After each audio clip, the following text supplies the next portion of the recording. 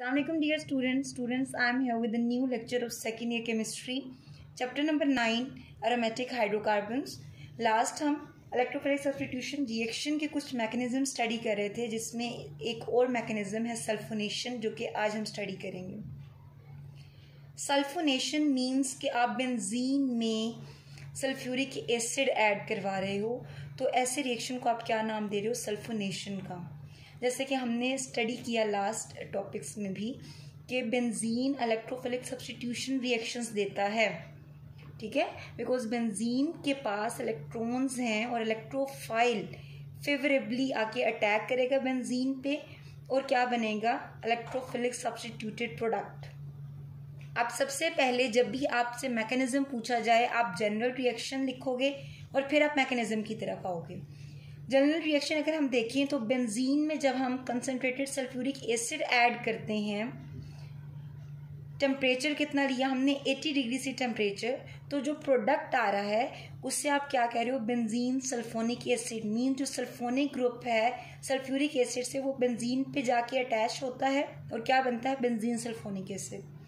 आप concentrated sulphuric acid add करने के अलावा आप क्या कर सकते हो? आप सल्फ्यूरिक एसिड लो जो कि इतना कंसनट्रेटेड नहीं हो, और साथ आप सल्फर ट्राइऑक्साइड ऐड करो, और टेम्परेचर अब आपने कम कर दिया 25 डिग्री सी, और प्रोडक्ट सेम बन रहा है बेंजीन सल्फोनिक एसिड.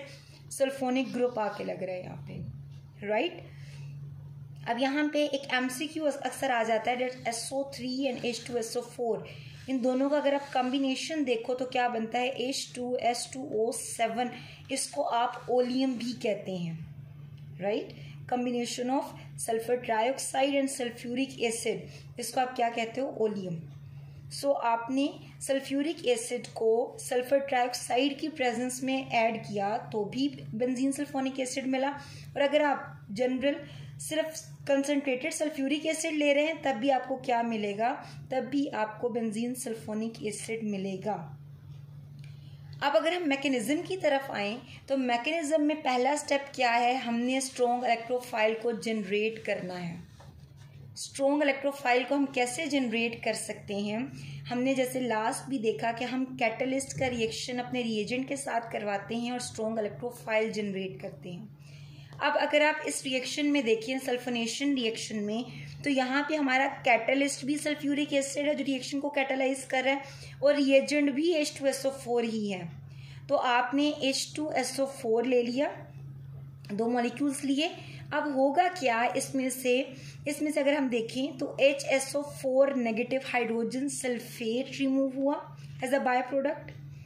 इसके अलावा SO3 रिमूवर है एज स्ट्रॉन्ग इलेक्ट्रोफाइल. हमें क्या मिल रहा है यहाँ से? SO3 strong electrophile. इसके ऊपर अगर आप देखिए तो कोई चार्ज आपको नजर नहीं आ रहा है. बेसिकली अगर हम सल्फर की बात करें, सल्फर 6th ग्रुप से है, और ये क्या कर सकता है? अपने 6 के 6 इलेक्ट्रॉन्स शेयर करके हर ऑक्सीजन के साथ डबल बॉन्ड बना रहा है, ठीक है. सल्फर की वैलेंसी देखें 6 पूरी हो गई, और हर ऑक्सीजन ने भी 2 बॉन्ड बनाया, तो हमें क्या मिल रहा है? SO3, जो कि as a strong electrophile act कर रहा है. अब है क्या यहाँ पे? सल्फर ने क्योंकि अपने इलेक्ट्रॉन्स जो 6 के 6 थे आउटर शेल में, वो शेयर कर दिए. ऐसा ही है ना, सल्फर के पास जो आउटर मोस्ट शेल में 6 इलेक्ट्रॉन्स थे, वो इसने हर ऑक्सीजन के साथ 2-2 बॉन्ड बनाने में शेयर कर दिए. तो हुआ क्या कि सल्फर पे चार्ज आ गया पार्शियल पॉजिटिव, डेफिशिएंसी हो गई सल्फर पे इलेक्ट्रॉन्स की. इस वजह से, क्योंकि ऑक्सीजन की अगर हम बात करें तो ये हाईली इलेक्ट्रोनेगेटिव है, हर ऑक्सीजन क्या करे? इलेक्ट्रॉन्स को अपनी तरफ खींच रहा है. तो सल्फर पे पार्शियल पॉजिटिव चार्ज आ गया, मींस कि इलेक्ट्रॉन्स की डेफिशिएंसी हो गई. That's why SO3 as a strong electrophile act कर रहा है. अब ये जो हमने स्ट्रॉन्ग इलेक्ट्रोफाइल जनरेट किया, जो कि यहाँ पे ज़रूरत थी. क्यों ज़रूरत थी? क्योंकि हमें पता है कि बेंजीन तभी रिएक्ट करेगा जब कोई स्ट्रॉन्ग इलेक्ट्रोफाइल होगा. सो अब यहाँ पे हमने स्ट्रॉन्ग इलेक्ट्रोफाइल जनरेट कर लिया. तो नेक्स्ट अब हम क्या करेंगे? इस स्ट्रॉन्ग इलेक्ट्रोफाइल का बेंजीन पे अटैक करवाएंगे. Step number 1 strong electrophile generate हो गया. स्टेप नंबर 2 में हमने इस स्ट्रॉन्ग इलेक्ट्रोफाइल का अटैक करवाया बेंजीन पे. ये देखिए यहाँ पे मैंने अगेन ड्रॉ भी किया है. सल्फर के पास टोटल 6 इलेक्ट्रॉन्स हैं, बिकॉज 6 ग्रुप से है सल्फर. सो सल्फर हर ऑक्सीजन के साथ डबल बॉन्ड बना रहा है, और सल्फर पे क्या चार्ज है, पार्शियल पॉजिटिव, जो कि शो कर रहा है कि सल्फर पे इलेक्ट्रॉन्स की डेफिशिएंसी हो रही है। किस वजह से, इन ऑक्सीजन्स की वजह से, because this oxygens are more electronegative than sulphur, so ये इलेक्ट्रॉन्स अपनी तरफ अट्रैक्ट कर रहे हैं। सो यहाँ पे क्या होगा, ये देखें, बेंजीन अटैक करेगा सल्फर पे हमेशा, जैसे कि मैंने पहले भी बताया, एरो आप लगाते हो नेगेटिव टू पॉजिटिव, ठीक है, नेगेटिव टू पॉजिटिव आपने एरो शो किया। अब जब इलेक्ट्रॉन्स अटैक करेंगे सल्फर पे तो मजीद जो इलेक्ट्रॉन्स है वो कहाँ पे जाएंगे, ऑक्सीजन पे, ठीक है। तो प्रोडक्ट देखें क्या बना, प्रोडक्ट हमारे पास बन रहा है, ये जो दो बॉन्ड्स हैं ये एज इट इज रहे, ठीक है।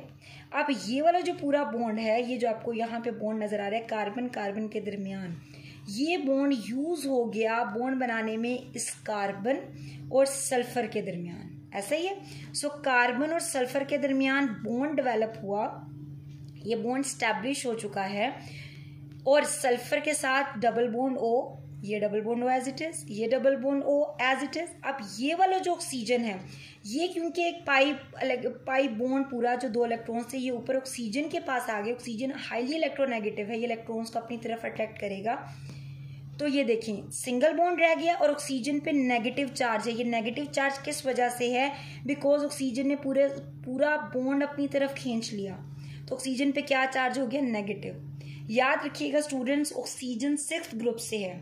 ऑक्सीजन हमेशा, अब ऑक्सीजन की भी आउटरमोस्ट शेल में 6 इलेक्ट्रॉन्स हैं, लेकिन ऑक्सीजन हमेशा क्या करता है, 2 बॉन्ड्स बनाता है, बिकॉज ऑक्सीजन को 2 ही इलेक्ट्रॉन्स चाहिए अपना वैलेंस शेल कंप्लीट करने के लिए, तो ये 2 बॉन्ड बनाएगा तो स्टेबल है।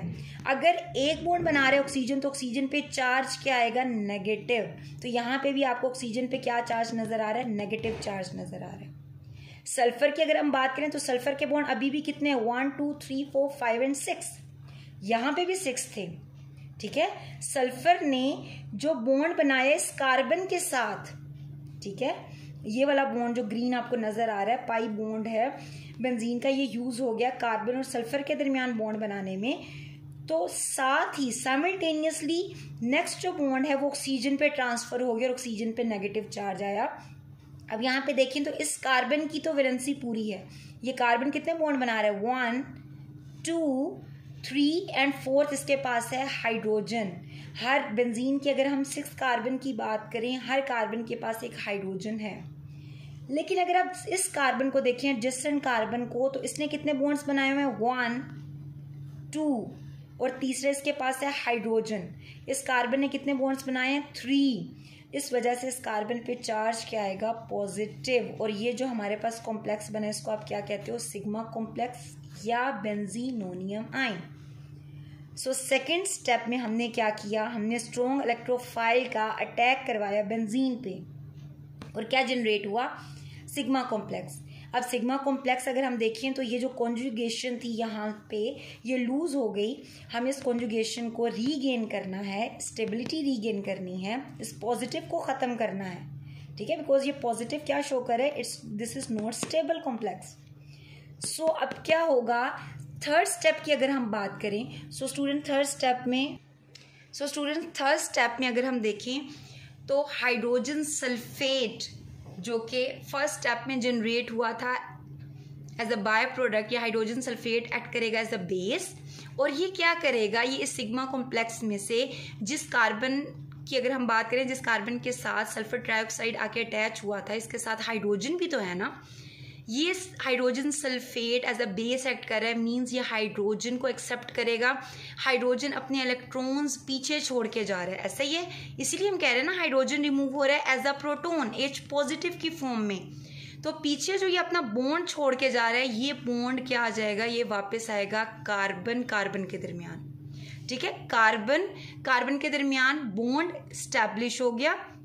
ये यहाँ पे आपको बॉन्ड नजर आ रहा है, ये कौन सा बॉन्ड है, ये वही बॉन्ड है जो हाइड्रोजन पीछे छोड़ के जा रहा है, ये वही इलेक्ट्रॉन्स हैं जो हाइड्रोजन पीछे छोड़ के जा रहा है, और हाइड्रोजन रिमूव हो रहा है एज H पॉजिटिव। यह हाइड्रोजन सल्फेट के साथ मिलके क्या बनाएगा, सल्फ्यूरिक एसिड, ठीक है, क्या बनेगा यहाँ पे, सल्फ्यूरिक एसिड, और यहाँ पे स्टेबिलिटी देखें रीगेन हो गई। लेकिन अभी भी आपको इस ऑक्सीजन पे नेगेटिव चार्ज नजर आ रहा है, ऐसा ही है ना, इस ऑक्सीजन पे नेगेटिव चार्ज, ऑक्सीजन मैंने आपको जैसे पहले भी बताया, ऑक्सीजन जब भी 2 बॉन्ड बनाएगा तो स्टेबल फॉर्म में है, लेकिन नेगेटिव शो कर रहा है कि अभी भी ये स्टेबल नहीं है ये ऑक्सीजन। इस ऑक्सीजन को स्टेबिलिटी अपनी रीगेन करनी है। और कब होगा ये स्टेबल? जब ये 2 बॉन्ड बनाएगा। तो होगा क्या, अब हमने पहले स्टेप में जब स्ट्रॉन्ग इलेक्ट्रोफाइल जनरेट किया था तो साथ ही पहले स्टेप में क्या जनरेट हुआ था? Hydronium ion H3O positive. ये हाइड्रोनियम आयन क्या करेगा? यह हाइड्रोनियम आयन ऑक्सीजन को क्या करेगा? प्रोटॉन दे देगा। O नेगेटिव को क्या करेगा? प्रोटॉन दे देगा। O नेगेटिव जो प्रोटॉन ले लेगा, हाइड्रोजन लेगा, तो क्या बनेगा? SO3H। ठीक है, ये पूरा जो प्रोडक्ट बने इसे हम क्या कहते हैं? Benzene sulphonic acid. और हाइड्रोनियम आयन ने क्योंकि इसने प्रोटॉन दे दिया तो पीछे क्या बचा? वाटर। ठीक है, तो आपको क्या मिल गया यहाँ पे? आपको यहाँ पे वाटर मिला।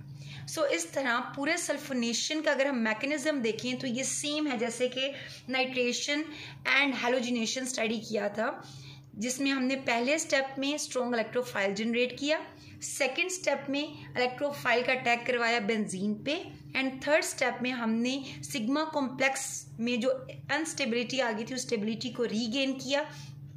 एंड लास्ट हमें ऑक्सीजन पे जो नेगेटिव नज़र आ रहा था, ये ऑक्सीजन O नेगेटिव रिएक्शन में ही जो हाइड्रोनियम आयन बना है उसमें से प्रोटॉन लेके benzene sulphonic acid stable product बना देगा और साथ ही वाटर हमें मिल जाएगा।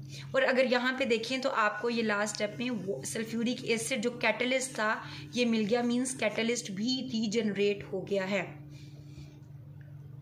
So students, this was all about sulphonation. So don't forget to like my video and subscribe my channel. Thank you so much for watching me.